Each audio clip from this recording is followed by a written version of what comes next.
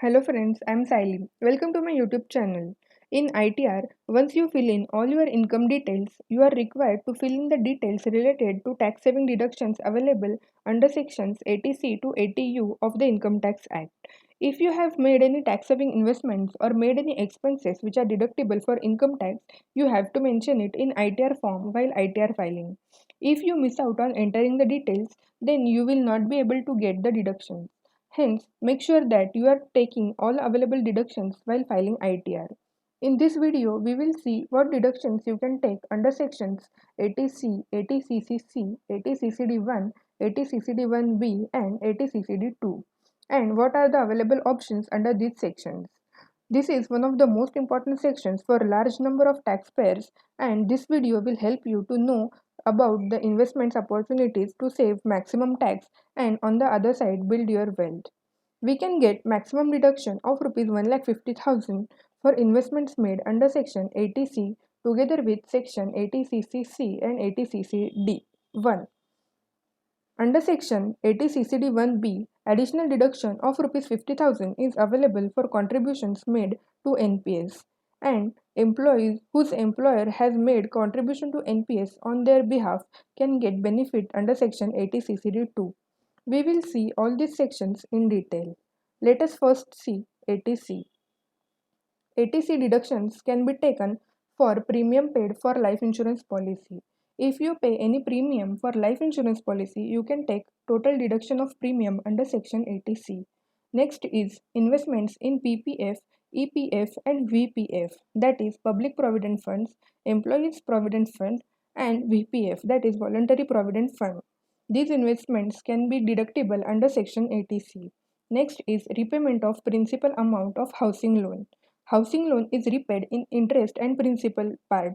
Principal part can be taken as a deduction under section 80C. Next is payment of children's tuition fees. Tuition fees paid for development of school or as a donation cannot be get deduction under this section. Other fees can be taken as a deduction. Next is investment in equity linked savings schemes, that is ELSS of mutual fund and government approved infrastructure bonds. This can be also taken as a deduction under 80C. Also, post office schemes like Sukanya Samruddhi Yojana, National Savings Certificate, and Senior Citizens Savings Scheme are also available for taking deduction. Next is 5 years fixed deposit in any scheduled bank or post office. Please note there are 1 year, 2 year, and 3 year FDs are also available in post office, but those are not available for deduction under this section. Please make sure that while making any investment, whether it is available for deduction or not, then only make the investment. Section 80CCC. This is section for contributions made to certain pension funds in the form of premium. You can take the deduction under this section. However, points to be noted are interests or bonuses earned from this plan do not qualify for deduction, and amount received for surrender of plan and pension amount received will be taxable in your hands. Section 80CCD1, 80CCD1B and 80CCD2 are for contribution to NPS. 80CCD1 is contribution to NPS, that is National Pension Scheme or Atal Pension Yojana.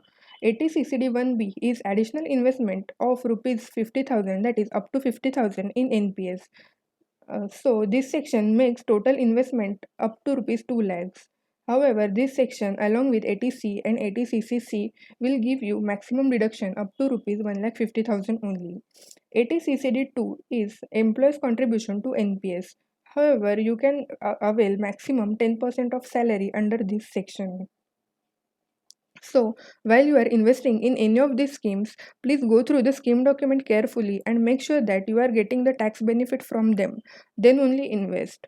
Also, ensure that you have taken full credit of these available deductions so that you can save on taxes. For more information on income tax and latest updates, please subscribe to my channel. Also, like, share, and comment below. Thank you.